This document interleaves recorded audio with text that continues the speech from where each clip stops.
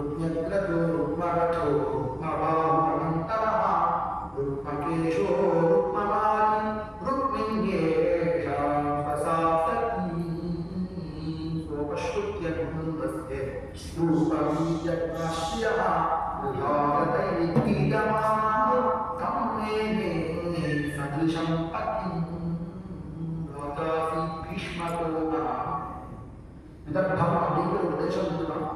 அஸ்தி பண்டித சமீரிலே விதக்த ஜடாந்தரே குண்டினம் நாமகரம் மேதின்யாய மண்டலம் அப்படின்னு ஆரம்ப ருக்மிணி நிர்ணயம் ஒரு காவியம் குருநாச்சார் எழுதினார். ருக்மிணி கல்யாணத்துக்கு ஒரு காவியம் அது ஆரம்பிக்கும் போது அஸ்தி பண்டித சமீரிலே பண்டித கிருஷ்ணாத்மா பேர்பட்ட உபதேசம் விதக்த தேசம். அதுக்கு ராஜா யாருன்னா பீஷ்மகன் அப்படிங்கிற ஒரு ஆச்சாரம். அவருக்கு 5 குழந்தைகள் இருக்கா. ருக்மிணி, ருக்மரதம், ருக்மபாஹு, ருக்மகேஷி, ருக்மமாலி இது எல்லாரும் ருக்மன்னு வரும். கடைசியில ஒரு குட்டி அவருக்கு ருக்மிணி என்று பேர். இப்போ 5 பேரும் துஷ்டர்கள். இந்த ருக்மிணி தான் ரொம்ப சமத்தான குழந்தை.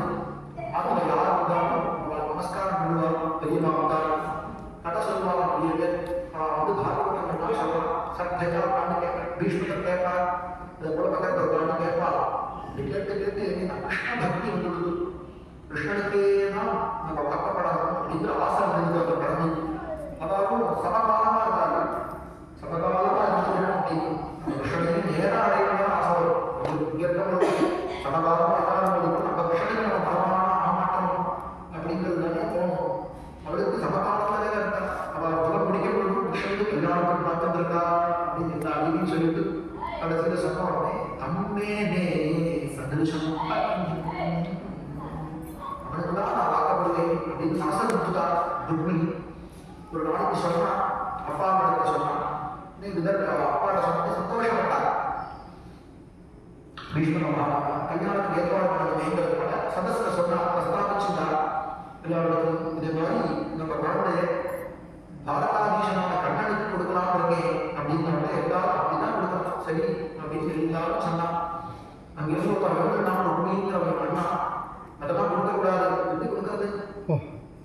நம்ம குழந்தையோ அழகான குழந்தை சமத்தை ஊற்றி அதை கொண்டு போய் அவனுக்கு என்ன இருக்கு, அழகு இருக்கா, படிப்பு இருக்கா, என்ன பலம் இருக்கா, ஒன்றும் கிடையாது. அவனே என்ன படிச்சதே படிப்பு இருக்கா, ஒன்றும் கிடையாது. அழகு வந்து எல்லாம் அவன் சேர்ந்தவன் 4 பேர் வச்சுருக்கான். எல்லாம் அவன் சொல்றானே தவிர வியஸ்த பாதார இருந்தவன் திரிபங்கி ரவிகாந்தன் அப்படின்னு அவன் சொல்லிக்கிறான். நேராக நிற்க தெரியல. ஒரு போட்டோ எடுக்கிறான், நேராக நிற்க மாட்டேங்கிறான். நிற்க தெரியல. அது வந்து எல்லாரும் திண்டப்பி ரவிகாந்தத ஏனமா அப்படிங்கிறான்.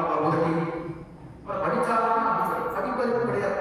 இடையம் மாடு வச்சிருந்தான். என்ன பண்ணாங்க, படிக்கிறதுக்கு போனா பாடசாலையில் மாட்டாமல் 4 இடங்களும் அப்புறம் 64 கலையம் கடைசியில் ஒன்றும் படிக்கல. படிக்கிறது என்ன மாதிரி படிக்க மாட்டாமா. 5ஆம் கிளாஸ் 5 வருஷமா படிச்சிருக்கேன். இன்னும் வேற பாடு. அப்போ 4 மாதம் 4 பேர் ஒன்றும் படிக்கல.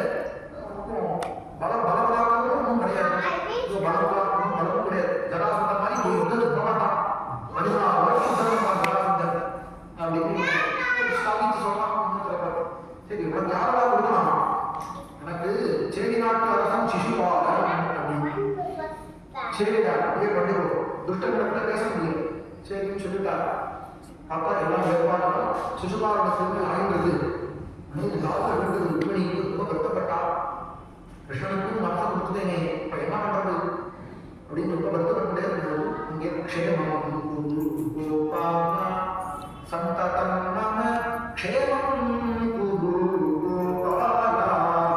இது பாடிட்டே இருந்தா ஒரு உற்சவத்துக்கு வர மாட்டேன். அது நமஸ்காரம் பண்ணினா என்னன்னா மகன் பாடிருக்கேன் அப்படின்னு கேட்டவர்கள் பக்கத்தில் தோழி சொன்னான். இவன் வந்து துவாரகாதீசனான கன்னடத்தை மனசை கொடுத்துட்டா. நம்ம அப்பாவோ நம்ம அண்ணாவோ சிசுபாலனுக்கு கல்யாணம் ஏற்பாடு ஆகிருக்கு அப்படின்னு கிருஷ்ணனுக்கு நினைச்சிட்டியாமா பகவானுக்கு யார் மனசை இருக்காரோ பகவான் அவளை ஏற்றுவானே அப்படின்னா நீங்க போய் சொல்லி சொல்லுவேன். நான் போறேன் என்கிட்ட கொடுக்குவேன் அப்படின்னா இப்படி கொடுத்து எழுதினா 7 ஸ்லோகத்தை எழுதினா கொடுத்தா இந்த பிராமணிடத்தை கொடுத்தா ஒரு ஓலை வாங்கிட்டா. இங்க மறந்தானா அங்க தோன்றினான் பிராமணன் ஸ்ரீபாத்தோட என்ன இங்க மறந்தா அங்க தோன்றினான். பாரதிய கிருஷ்ண வரவேற்றான். பிரம்மணேவாய கிருஷ்ணன் பிராமணர்கள் அவளுக்கு ஆட்சிகள்லாம் அவள் ஆசனத்தில் உட்கார வச்சு உங்களுக்கு என்ன வரணும். அவர் சொன்னா நான் உடற்பயிற்சியிலிருந்து வரேன், அந்த ருக்மிணி அப்படின்னு இளவரசி இருக்கார், நாங்கள் அவள் வந்து உங்களை ஆசைப்படுறா, அவளை கல்யாணம் பண்ணணும்னு நினச்சிக்கிறான், அதுதான் உங்களுக்கு லெட்டர் எழுதிருக்கா அப்படின்னு சொன்னாங்க. நீங்களே படிக்கலாமே அப்படின்னு அவர் வாயாலே சொல்லிட்டார். நீ உங்களுக்கு தானே எழுதிருக்கா, நீ உங்களுக்குன்னு பேர் படிக்கிறது, இன்னொருத்தரோட லெட்டர் நான் படிக்கலாமா? இன்னொருத்தரோட லெட்டர் நீங்க யார்? நான் நடுந்தது கிடையாது, எனக்கு தேர்ட் பர்சன் கிடையாது. நம்மளாம் பகவான் சொல்லிட்டான், நானும் நீங்களும் வேற வேற இல்லையே, நான் என்ன மனசு நினைக்கிறோம் நீங்களும் அதான் நினைப்பேன், நீங்க என்ன மனசு நினைக்கிறோம் நானும் அதை நினைப்பேன், நம்மளுக்குன்னு என்ன மறைவு வடிவு மறைவு என்ன நீங்களே படிக்கணும்னு நினைப்பேன். அப்பதான் ருக்மிணியோட பாவத்தை நான் படிப்பேன். அவர் தானே ருக்மிணியை பார்த்து வந்துட்டார், அப்படியே பாவத்தை படிக்கலாம். சுத்வா புவன சுந்தர ஸ்ரீபகாப்தே நிர்விஷ்யகரணே பரதோகதாம் ரூபம் திருஷாம் திருஷிமதாம் அகிலார்த்தலாபம் பரியச்சுதா விஷயசித்தமபக்ரமம் சுத்வா புவன சுந்தர. ஒரு லெட்டர் எழுதும்போது மகாராஜலட்சுமி அவர்களுக்கு நமஸ்காரங்கள் உபயக்ஷேமம் அப்படின்னு போடுவாங்க. ருக்மிணி குடி நினைச்சுட்டா என்னன்னு போடுறது? மகாராஜலட்சுமி அப்படின்னு போடலாம், இந்த பகவான் அவர்களுக்கு அப்படின்னு போடலாம், இல்ல பிரபு அவர்களுக்கு போடலாம், இல்ல பதிக்கு நான் போடலாம். நான் யோசிச்சா புதுசா ஒரு பேர் எடுத்துட்டேன், புவனசுந்தரா பகவான் போடணும் அப்படின்னா மகாராஜலட்சுமி போட்டா ஒரு பிரஜை எழுதலாம், ஒரு பிரஜை எவ்வளவு கஷ்டப்படுறா ஒருத்தருக்காக எழுதுறா அப்படின்னு நினைச்சுருவா. பிரபு அவர்களுக்கு அப்படின்னு கேட்டா ரொம்ப தைரியம் போடுறது, ரொம்ப சிரமம் போடுறது, கஷ்டப்படுறா அதான் வெறும் எழுதியிருக்காரு அப்படின்னு நினைச்சுட்டு பதி அவர்களுக்கு கணவன் அவர்களுக்கு எழுதியிருக்காரு, ஞானமே அவனே இல்ல பதிங்கிறாள் அப்படின்னு நினைச்சு போறாங்க. அழகா ஒரு பேர் பார்த்தா புவனசுந்தரா. புவனசுந்தர அப்படின்னு எழுதினா குணத்திலேயே சுத்தமான கைதோ சோப்பு கீதம் சமூகம் மோகனாதி நூறு உலகத்தையும் அவனாக நூறு அர்த்தம் அவன் இருக்கிறதுனால உலகமே அழகா வெய்யது, புவனமே அழகா வெய்யது, செடி கொடிகள்லாம் இது, மலைகள்லாம் சமுத்திரங்கள்லாம் இது பார்த்தா அழகா இருக்கு, நேச்சரலாம் பார்த்தா அழகா இருக்கு, எப்படி அழகா இருக்கு கிருஷ்ண ஒருத்த வெள்ளா. அதுதான் சொன்னா புவனசுந்தரா. அழகா சொல்றேன், நீ என்னை எப்படி தெரியும், அதை பார்த்துருக்கேன் அக்கதான் இல்லை, ஆனா பிரத்யக்ஷ தரிசனம் அதை சொல்லியிருக்காரு பாகவதானா. சுத்வா அவருடைய குணங்களும் நான் இங்கே கேட்டிருக்கேன், அதனால புவனசுந்தர ஸ்ரீலபாங்கே நிர்விஷ்ய ரூபம் திருஷாம் திருஷிமதாம் அகிலார்த்தலாபம் தையச்சுதா விஷதிச்சித்தமபக்ரமம்.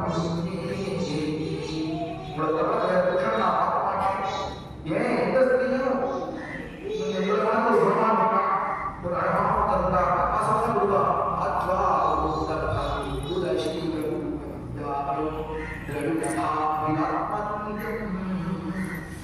எந்த ஒரு ஸ்திரீக்கும் உங்களை மாதிரி ஒரு புருஷன் இருந்தாங்கன்னா அவன் தான் கல்யாணம் பண்ணிக்கணும் ஆசைப்படுவா.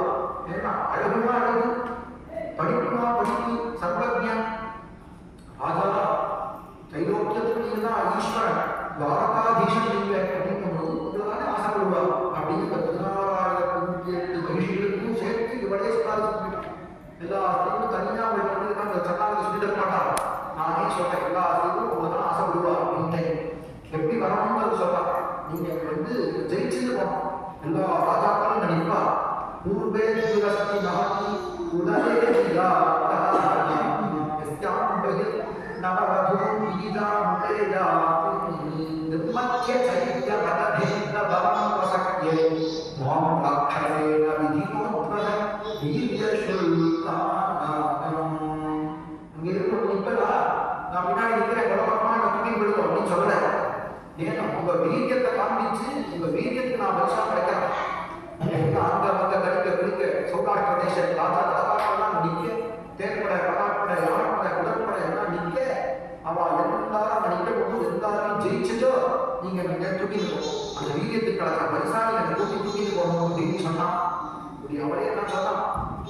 சரி நான் அவளே தான் நீங்க பண்ணுவேன் வேற யாரா கல்யாணம் பண்ண முடியாது அப்படின்னு சட்டாஜன்